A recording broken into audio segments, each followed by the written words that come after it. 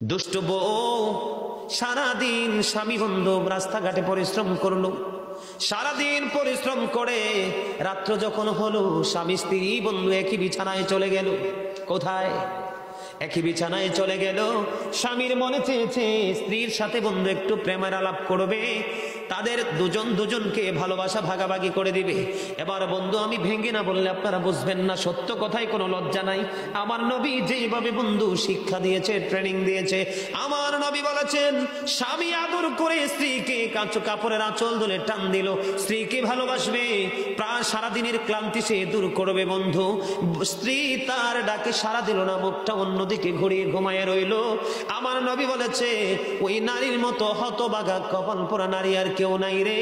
যখন সে মুখটা অন্যদিকে ঘুরিয়ে দিল, স্বামীর মনে বড় ব্যথা লেগেছে। বন্ধু মানুষের চামড়া বুড়ো হলে তাকে বুড়ো বলে না, মন যদি বুড়ো